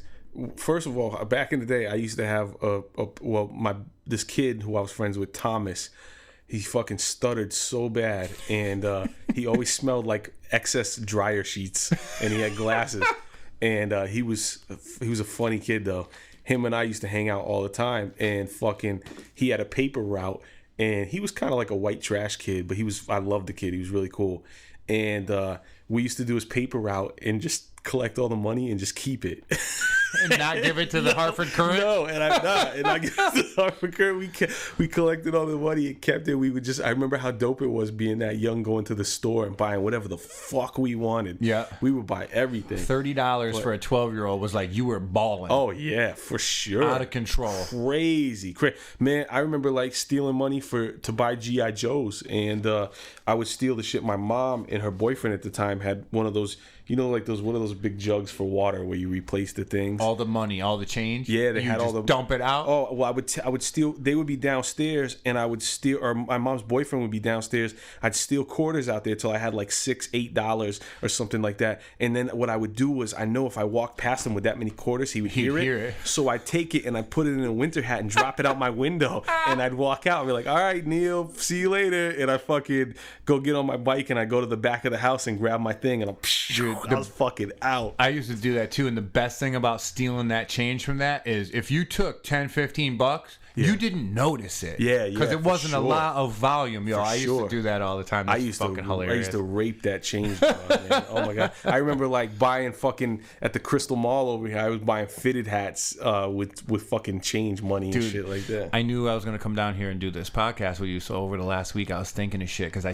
think I've told you that I spent a lot of time in Lebanon, Connecticut, because my cousins lived there back in the day. Okay. And I had a vision. I remember going to the Crystal Mall as a young kid, and that shit was like fucking Disneyland. That shit was like so fun for me. It was dope. And I remember going back maybe like 5 years ago. I was out in that area and I need something, and I went there, and it was like the saddest thing in the world. And isn't it weird how when you're a kid you see shit and it's like no, it's not. It's you weren't imagining it though, because my wife and I just had this conversation recently. Malls are different now because the way of consumerism, because of the way everybody buys shit online. So now you had these stores that were popping, and you had this epicenter of activity, and you had all this shit, and now that's dead. Mall culture back in our days was fucking fire. You're right. It was probably like way nicer. It was way better back in the day because, bro, all this stuff. The Crystal Mall back in the day was the fucking shit. I remember it was the best mall in Connecticut. Yeah, it was better than West Farms. Yeah, for sure. Dude. Back then, and it was dope. And mall culture was way fucking better back then because now it's weak. It's weak as fuck. Who the fuck buys shit at the mall? No one. Well, if you go to like a clothing store, but you ain't buying your music from there. If I need impulse, the funniest thing too is I'll go to like, let's say if I need to like, if I'm like, all right, I need a pair of Vans for tonight. Yeah. So I'll go there to get like a pair of blue Vans, and I'll be like, hey, do you have these in 12? And they'll be like, no, but I can order it for you. Bitch, I can fucking order it on my phone I wouldn't right have fucking this second. Came here if I knew that would happen. What the fuck? I go to the mall to get my girlfriend like gifts and shit, and to buy clothes that I know that I have to try on first, because I'm not trying to buy no pants off someone's site, because then it's gonna not fit me. I'm gonna be pissed off. But like, and then you got to go through a whole thing. Yeah, but like I remember like going when I was younger, dude. That was the shit. I remember there was a Sam Goody in the West Farms Mall, and that's where I bought my first 2 Casingles from. Casingles. My first 2 Casingles. You see that whole crate right there, right? You are very immersed in cassette culture, just like me. I'm looking for one of those right now. Those are hard to find. You got them on eBay, and the dude makes them to order. Oh, word. And it's like $60. Yeah. But I'm just waiting to find one of the tags. That's a vintage one. That shit's real. That one was falling apart. Balsa wood? Yeah, that one was falling apart a little bit, like when I put that one up. And I had a couple others, but they actually did fall apart when I moved and got here. So that's the only one that survived. And that's, to be honest, that's all I got room for on this fucking wall anyway. But The first two singles I bought were Snap, I Got the Power. good. That's a good record. And Faith No More Epic. Nice. That's a great record too. My mother made me get rid of the Faith No More Epic one because on the back, you know what it said? What? All praise due to the vomit god. Meaning those dudes drank and they wanted to, they were throwing up. Yeah. My mom was super religious at the time. Oh, so she viewed it as blasphemy. Yo, my friend Chris Cox, when we were little, we were playing Tougher Than Leather. Run DMC in his room on cassette. His mom was 10 times more religious than my mom at the time. Yeah. And there was a part in, I forget which song, which it was like, God damn. Yeah. God damn. Yo, we were just playing it back and forth. Yo, his mom literally kicked the door open and she goes, not my God! Took the fucking tape out of the fucking thing and snapped it. And we were like, holy fuck. Well, fucking, my father had bought me NWA, the first NWA, straight out of Compton. Not technically the second, I think. Yeah. But he bought me that, and I thought it was all good. And then I guess my mom got wind of it. Oh, shit. So my mom called my father, and they were broken up by this point. Yeah. But my mom called my father, and my father sat me down at the table and puts it out. He puts it on the table and goes, with his fist, bash, and it smashed. And I was like, looked at him like, what the fuck? He goes, I don't care if you have this. He goes, your mother calling me and giving me shit is what is making me smash this thing. He didn't want to deal with the bullshit. Yeah, he goes, I have no problem with this. He goes, this is being smashed because your mother called me. And so that made me realize from now on to keep it away from my mother. Don't tell him what's going on. Yeah, well, my father, he was cool. He bought me he bought me Ice Cube albums and shit like that. And I remember me and my brother-in-law, rest in peace to him, my stepbrother, my stepbrother and I, we would fucking hold our thumb over the parental advisory and be like, can we have this? And they'd be like, okay. And I can't believe that worked because all we had to do was put it down. You know what I'm saying? But I remember getting America's Most Wanted like that. We got a few albums like that. That's dope. Yeah, but so that's how we would get our fucking tapes. And we got fucking Too Short, Shorty the Pimp like that. Fucking all types of shit. We just fucking hold our thumb over the parental advisory on the tape. So you have a daughter. Yep. She's about to be 3? No, she just turned 2 in May. Okay, she just turned 2. Yep. She's a cutie. Thanks, let me tell you that. And what's her first name? Marina. See, keeping with that aquatic theme. I love it. Yeah, man. But she's 2, so she's obviously not listening to that much music. But are you gonna like show her what the fucking deal is when like she gets older? Of my music? As far as like showing her what's cool with music. Yeah. Obviously, she's gonna want to listen to her father's music. Yeah. And you know, I'll show her hip hop, but I just want her to like what she wants because I don't want to force it down. I'm gonna play match it. At this point, I'm having fun playing her music that I listened to as a little kid that I remember. Okay. Like, you know what I just put? I feel like I made a mistake putting her onto this because 2 days ago we were still up at the Cape. I put her onto this song that I used to listen to called Fish Heads. By who? By Born and Born. Fish Heads. Okay. Have you ever heard that? I think heads, so. Fish Heads, roly poly fish. I used to listen to it when I was a kid. Okay. But it was on this show, this radio show called Dr. Demento. Okay. And let me see. Dr. Demento would play all types of weird, fucked up music. Mm-hmm. Here we go. Oh, whoops. No, that's not it. Hold on. Dr. Demento would play all types of fucked up music. Wait, you gotta wait till it kicks in. But now she sings this, and she made me play this. Ready? Listen. It's a whole song. I hope they don't sue me. I'm gonna get sued by fish heads. Nah, dude, that's awesome. So I played that, and bro, so when I played that for her, she was in the back seat. We were driving somewhere. She made us listen to that song probably 30 times in a row. And me and my wife were about to lose our fucking minds. And I try to play something else, and she'd be like, fish heads, fish heads. And she kept saying it, and she would keep singing it. And it's hilarious that she liked that shit. I was talking to Marv about his relationship as far as music goes with his son. And he was like, I was like, do you let him listen to your stuff? Like, you're going to let him, like, show him what real hip hop is? He's like, yeah, but, like, I don't force it because he listens to a lot of stuff right now that I don't like, but he's a good kid and he listens to both. So he'll listen to like 90s rap, but he's also like got like Lil Yachty and freaking like everybody like that. That's what I feel like I'm gonna be. I'm not gonna force it. And he was like, I don't want to force him because then he's just gonna get pissed at me. You know what I mean? And then if I try to like show him what real rap is and only like shove it down his throat, he ain't gonna take it. Yeah. And he's like, so yeah, we mix it up. We do this. I'll let him listen to anything new he wants, but I'll also be like, yo, listen to this fucking DJ Premier fucking instrumental album, and he likes it. Yeah. That's cool to me. Like, and he's like 6 or something like that. I think I want to say. Sorry, Marv, if I'm getting it wrong, but I think that's cool. I don't have any children. I do have a niece that's about to be 3 though. Yeah. And like already, dude, I like when she's with me, just me, like I put on music and she fucking loves it. I saw a video of you playing like something like, I forget what it was. Special Ed. Your daughter was like bobbing her head. Special Ed. I got it made. It was I got it made. Oh hell yeah! And she was just like rocking, dude. Yep. See, that's cool to me, man. Like I don't know if I will have any children, but like if they did, they'd be very cultured as far as music goes. You know what I mean? But like as a dad, you kind of get bummed if they start listening to bullshit. Yeah, you know. I think there's no way to avoid that though. And the other thing too is I really gotta take it in as like, you know, when my dad grew up listening to Frank Zappa and fucking, you know, Pink Floyd and Yes and Rush and all this shit. So for me to come in listening to you know, fucking Run DMC and shit, something so crazy and radically different that sampled and they weren't musically inclined, and you know, it's amazing that my father was so understanding and overly cool about accepting that. That's because I cool. feel like I'm more of a snob, and I feel like I'm trying to get better about that because I don't want something completely fucking whack to come in and she's like, I love this, and I'm like, this is fucking bullshit. You know, I don't want to do that with her. You are pretty much a hip hop purist. Yeah, I'm a psycho with it. So I mean, it's gonna be tough, but I'm just gonna have to try to, you know, I think I'm gonna look to my father for that lesson. Yeah, you know, because he kind of like let you go where you wanted to.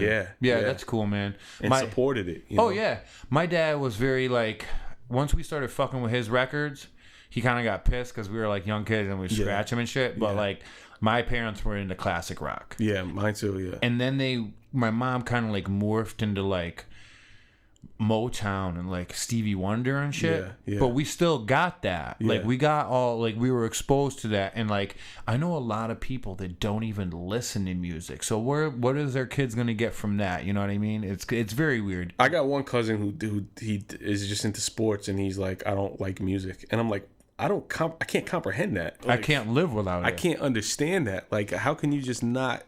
It's almost like not being able to hear. Yeah, it's crazy. Like being born deaf. Like you don't listen to music. That's like, fucking crazy. You know what? You know what's changed? This is off topic, but you know what's changed about me? Because when you were talking about Snap, I Got the Power. Yeah. Songs that used to embarrass me that I liked them back in the day because they were popular. Like let's say like Young MC, Bust a Move, or Rob Bass and DJ Easy Rock. It Takes Two. Yeah. I fucking love that shit. Oh, now. yeah. Like Tone Loc, Wild Thing. But let me tell you something. You know, I'm wrong about Rob Bass and DJ Easy Rock because that was some real hip hop shit. That wasn't just a sellout. It just happened to pop off. But that was some real shit. Yeah. You know what I'm saying? But the other pop shit, like fucking Young MC and Tone Loc and Snap and all that shit. And, you know, like in comparison to how crazy shit is now, hearing that shit is a breath of fresh air. Because it was original back then. Yeah. Dude, my parents brought me to my first concert at Lake Compounds. Oh, nice. Guess what it was? What? Milli Vanilli. Yeah. Seduction and Young MC. And That's great. What's that one? It ain't too, that's him, right? It ain't too, no, that's Rob Bass and DJ Easy Rock. Wait, Young MC. No. Who Young MC did? They Bust the Move. Yes. Okay. All right. Yeah. That's the song that he popped right around that time. Yeah. And that he was on stage. But the funny thing was, Lake Compounds is where Milli Vanilli got exposed. Oh, really? I saw that at the Lake Compound shit? Dude, I saw it unfold in front of me. No way. And I was just like, I didn't know till years later, till I watched the YouTube video as an adult. And I was just like, I can't fucking believe. And then the second show I ever went to was Green Day at the Sting in New Britain. Oh, wow. And then after that, I went to a Madball show. Yeah. And that's where my hardcore fuse got lit. What was the first concert you remember going to? Ever? Beach Boys. I think you told me this before. Yeah, I don't remember where it was, but Beach Boys was my first concert. My parents brought me to it. This is right when Kokomo dropped. Oh, dude, that was their hit when we were younger. Yeah. So that's when when Kokomo dropped is when I saw them. And can I say that from the late 80s to the early 90s was such a fucking magical time to be our age that we were at that time. Oh, definitely. Because you had TV, you had TGI Fridays, TGIF, Fridays with fucking all the shows. You had Saturday morning cartoons. Saturday morning cartoons were still popping. And then summertimes felt dope because all these companies made you feel like it was super summertime. Like there'd be fucking like Pepsi would have the cans with the fucking summer, all the summer fucking designs all over them. They put more emphasis on it. It just felt live as fuck. Yeah. And now it's just another summer. Yeah. Great. It's hot out. Can't wait till it to be over. Yeah, summer fucking blah, blah. That's really funny that you bring it up because I remember being a child and just loving summer. Yeah. And as an adult, it's not my favorite season. I like fall. Yeah, I only like because fall we too. live in New England, and that's like there's no place in the world like a fall, like a New England autumn. Especially, you know, it's the most beautiful place is Philadelphia in the fall. I love that city. I love that Yeah, city. it's such a beautiful city, man. It's more like New York with less it's a little bit more green. Yeah. New York, you know what I mean? Yeah, it's a little more culture, as far as Yep. like the museum. Well, New York's got its own shit too. But It's another planet. yeah, it's I completely. almost went. I was thinking about going down at the end of the month because there's like the biggest pretty much hardcore festival happens in Philly. It's called This Is Hardcore every year. It's 4 days, and it's like every current hardcore band playing, and a lot of dudes do their reunion shows there. And I was just gonna post up in a hotel room and bring people in and do podcasts. Oh, that's dope. But I just can't swing it right now. I didn't plan, but my buddy was hitting me up this morning about it. But I want to make it down to Philly real soon because other than like the music scene there, the fucking restaurant scene is off the fucking. Oh hook. yeah, my wife lived there for years, and she really brought me to Philly and showed me some of the dopest shit. And I'll tell you what, I've had the dopest grilled octopus at a fucking Greek restaurant of my life in Philly.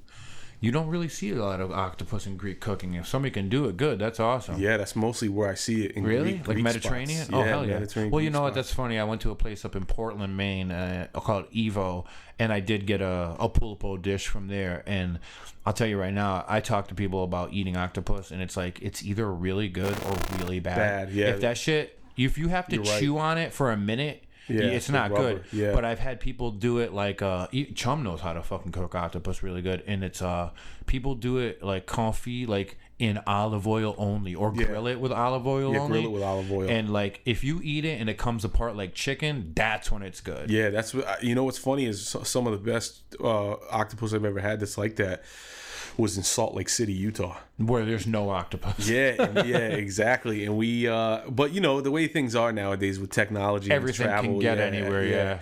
And so we were on tour. This was like the last stop of our tour with me, Self, and Enemy, and a whole bunch of other guys. And fucking, I went to that Greek spot and I ate there. Like we were there for 2 days and I ate there both days. And I think they all went off and ate something else, but that was the shit, man. That's my Nice. shit. Grilled octopus. Dude, you got me.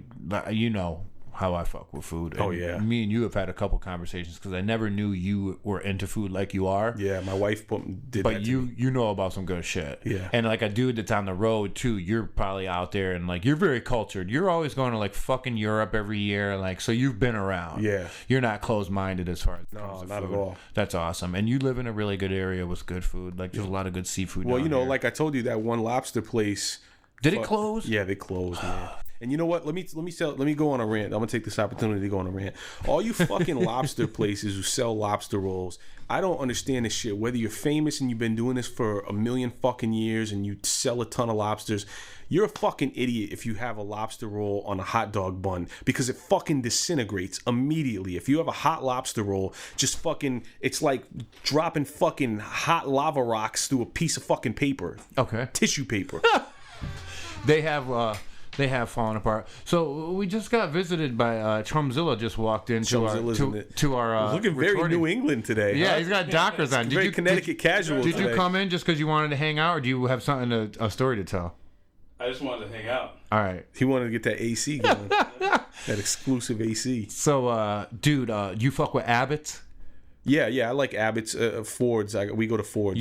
I know that's the battling too around here. Like either people like Abbott's or like we go to Ford's. We get the lobster bomb. But yo, this place that you had the house-made brioche rolls, which so the lobster didn't disintegrate through, and they tossed it with tarragon. That's where we went on the picnic tables. No, we were gonna go. Remember we did. What's the one we did go to? Was that Ford's? I think so. Remember we went around the corner to the other place because Ribbon Claw was closed? No, we went to Captain Scott's. Okay. Yeah. And that's like I hear about Ford's. What's the one that's on the dock and then people just like open up their kitchen? What's that? I know it's down here. I got to look it up. Somebody said it's some of the best lobster in Connecticut. And it's on a dock and they open up like a garage door and that's where the restaurant is? Oh, I don't know about that. Oh, I got to look it up. You know what that is? But no Ford's, you can dock. They got a dock, and you can dock your boat and pull up. It might be Ford's. And get food there. Okay, it might be Ford's. Ford's. It sounds like Ford's. Yeah, there is a thing where they have like their lobsters and shit like that, but it's not like the kitchen is through the open thing. Okay, I gotta look it up. Yeah, I fuck with their lobster bomb is the shit. It's funny though because I think Abbott's ripped them off because they have something called a lobster bomb too, and it's circular. It's on like a hamburger bun, and it's like a pound of lobster. Well, this is a bread bowl, type of thing. Oh, and they just fill it. Yeah, it's fucking full. Oh, dude, that's dope. If you're ever in Portland, Maine, I want you to go to a place called Eventide. We're going there. You heard about it? Why don't you go to the show with me? I got a show coming up. What day? I think it's on the 3rd, August 3rd. Let me know, dog. We're gonna go up there. Roll with us. Let's go, and then we'll go to that spot. Me and my girl are going up in September because Tom Segura is doing a stand-up comedy thing, and I love going to Portland just because there's so many fucking restaurants. Yeah. But this place, Eventide, does a crab roll and a lobster roll, and it's made out of the same kind of like doughy bun that you would get like a pork bun. Oh yeah, like a banh mi, like a banh mi spongy thing. Yeah, yo, I'm telling you, it was the best shit I've ever had. Shit, they killed it. They fucking kill it. So if you go and I'm not there for some reason, you need to eat there. That's where I'll go. I could give you a couple of fucking places. What the fuck is it? Central Provisions was the best lunch I've ever had in my life, and that's right on that main street downtown Portland. Yep. But yeah, dude, I fuck with Portland heavily. I just ate the other night. I just ate a lobster, 2-pound lobster, and it's the first time my daughter ever saw it, and it was hilarious. Was she freaking out? No, not bad. She was just intrigued. Like, what the fuck is this? She waved to it at first, fucking waving at it, and I said, wave bye bye to the lobster. Daddy's gonna eat it, and I was eating the claw. I was like biting at the claw. She was dying laughing, and she just thought it was hilarious. Does she not eat? Like, is there anything she fucking hates? Does she have any allergies? No, she doesn't. Not that we know of. She doesn't have any allergies that we know of. But I mean, she's a fucking picky. She's a 2-year-old. She's crazy. You know, dude, they're either super picky or they're pigs and eat everything. My wife feeds her like calamari and fish and she goes chicken. Yeah. That's the way to get them to do it. Yeah. Yeah. My niece. My brother doesn't give her anything with like real like sugar in it, like no sugary shit, and no dairy, but she can have sheep's milk or goat's milk. And they gave her to me, dude. I had her for a whole week. Yeah. And I'm like going to like Michelin star restaurants, like pleading with the people to let me in with this baby. Some of these places didn't have high chairs. I let her sit in my lap. She ate everything. Wow. And it was dope. fucking hilarious. And I was like, this child is definitely has part of me in her. Like, it was so fucking funny, dude. That's great that she's got that palate for that age. You love being a dad to a daughter? Bro, it is my favorite thing that's ever happened in my life. And you know, I don't know what it's like to have a son, so I have no comparison, but I'm really psyched that I have a daughter. Like, I feel like I'm more like attentive emotionally. You're more like open to women's issues all around. Oh, way You more, have to be. Way more. I'm like a feminist now. Yeah. Like I'm an absolute feminist now, because the fact that imagining somebody speaking a certain way to my daughter or treating my daughter a certain way will put me through the You'll roof. lose Almost it. a murderous rage, dude. If somebody did anything to, like, when she's older, if anybody did anything to my niece, that's when I'll lose it. Oh yeah, like, she's sure. the number one in the family right now. Or just even thinking about like just the way she feels and views the world. Like, let me tell you something. This is how real it is. I'm a real fucking dude, but I got teary-eyed when I thought of the fact that my daughter will watch the new Star Wars, and there's 2 female characters who are the heroes. Yep. in those roles, instead of the bitch who needs to be saved, Yep. and the poor princess who needs to be saved by the heroes, they are the fucking heroes. Yeah. The fact that she lives in that world, bro, at that time, that got me mad emotional. Hell yeah. Because I was like, that's so fucking dope that she has that strength. That's awesome. You know, because that's a different world than what we grew up in. They're not being sexualized. Yeah, they're not. Yeah, for sure, they're not being sexualized. It's not all about just that shit. And you know, and this is a crazy time too, because you know, my wife just showed me fucking Kim Kardashian, and this is a whole crazy debate too. But like Kim Kardashian wearing some outfit, and they're going real hard with trying to get the nipples out. And I get that there's women who are like free the nip because that's empowering women. But I just feel like the way the Kardashian does it, she's sexualizing it. Yeah. And I hate that that's coming out. Like girls are dressing a little sluttier now. And you know, a woman could do whatever. And I also don't think, I really don't think that women dressing a certain way invites any form of rape. I think that's foul and fucked up to perpetuate that idea. Oh, definitely, yeah. You know what That's I'm saying? totally like, wrong. how about just don't be a fucking wacko and rape anybody? Exactly. You know what I'm saying? Yeah. Like, no matter what they're wearing. If some bitch walks down the street in high heels and thigh highs and fucking tits out and pussy out, that doesn't mean like, oh shit, open season on that bitch, jump on her. I mean, that's just how she's living. Get a good look, sure, but Yeah. you know what I'm saying? Totally. But I also do think that I don't know how to, my personal feelings, which may be wrong, is that I just see it, and I see the younger girls dress in a crazy way, and I'm like, damn, that's unfortunate. You know, Because you have a daughter now. Yeah, I yeah, guarantee for you sure. that like that changed your whole perspective. Yeah. man. Like I've been going through the same thing because like I'll tell you, man, like every relationship I've been in until this one now was like definitely like a toxic relationship. And I'll tell you one thing, man, my girlfriend is a real woman. Yeah. And she cares about different things than all those other girls I've dated in the past. Yeah. And it made me have a new appreciation for women because I was in a horrible relationships, and that kind of molded my feelings about women on a whole. Yeah, for And just sure. because I fucking was in a relationship with a bunch of whores my whole life doesn't mean everybody's like that. Yeah, And yeah, I finally got a girlfriend that's a real woman, and I also have a niece that's in my life now, and it made me look at women on a whole different way. And right now, the last couple of years, since like this whole feminism has been a thing since like the 60s, but now it's like a topic that's all the time. And I have a way of thinking. I have what do you call it? An opinion about it. You know what I mean? Well, you know what's funny is it's funny that there's any kickback at all, because there's going to be always conservatives and people who are like, what the fuck? We like the world the way it is. Just leave it well enough alone. Blah, blah, blah, blah, blah. Why are they causing all this ruckus?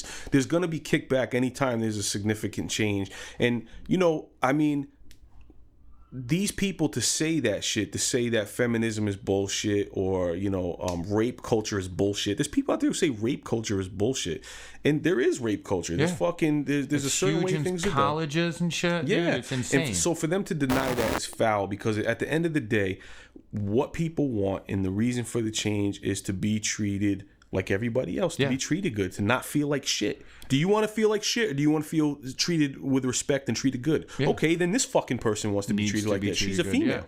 You know?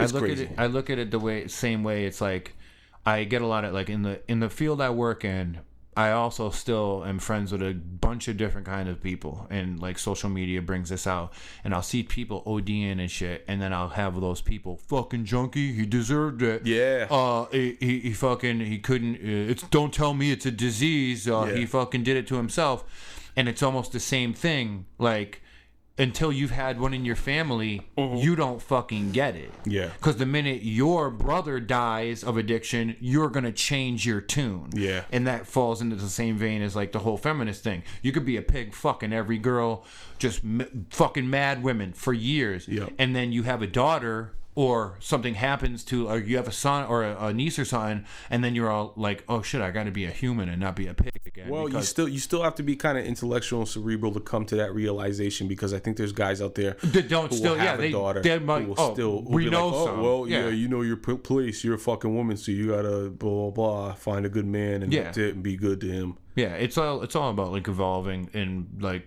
I have a totally different view on the world, and I think as a whole. I think the internet has poured fuel on the fire too, to where some people might have felt slightly reluctant to voice their opinions.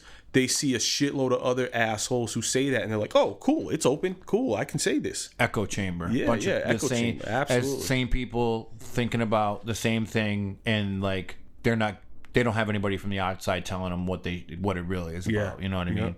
I think they call that confirmation bias. Oh, I don't know. That's good though. It's a bunch of people, like, sounds like that. Yeah, all confirming the same and not thinking outside of the box. You know what I mean? That's why when you go on, if you like see a story on Fox News and you click on the comments under their thing on Fox News, it's everybody that likes Fox News, and then you see it on MSNBC, and it's that.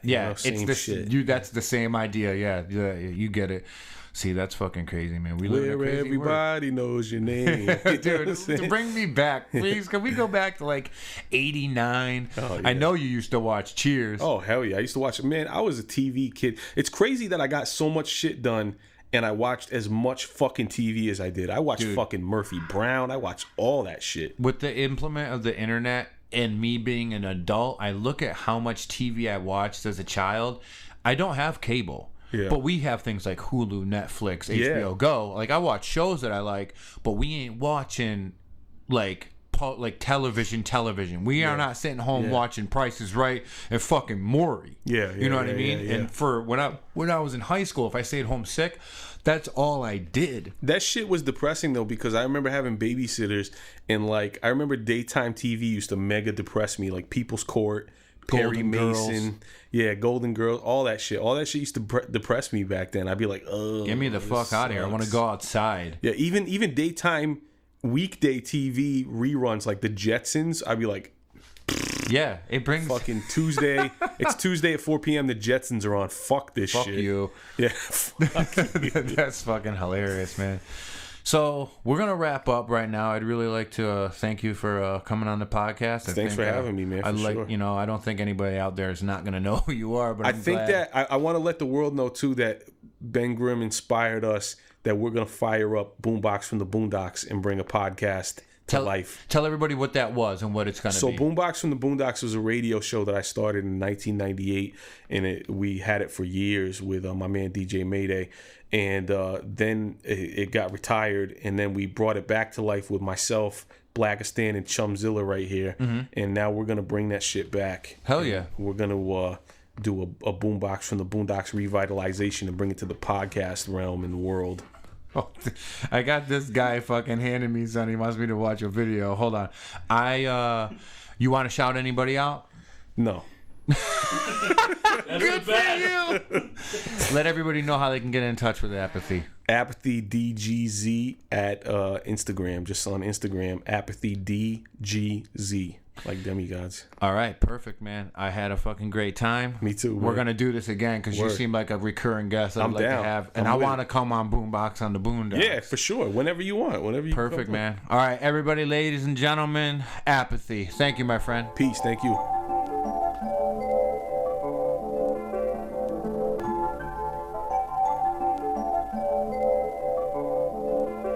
It's the world famous Adams fam. It's the world famous Adams fam. It's the world famous Adams fam. It's the world famous Adams fam. It's the world famous Adams fam. We're here to make a song about it. All I want's a name to ring a bell like Hector Salamanca, Dr. Spock. We're enterprise and synthesize like Outcast and Outlast. A beef with tough as fuck like snakes from Mount See, it's that world famous Adams fam. Fire up the attic fam. Dust off the archives. Disarm the hatchet man. The old and new is crammed into that same caravan. 11 meet Carol Ann, that's more than most can handle, fam. I'm tired of the hot takes, I'm fed up with the fickle stance. I'm sick of rants from basic bitches and sycophants. A bunch of duplicates, two sides of the same tape. Self-inflicted suicide, nuance not the main strength.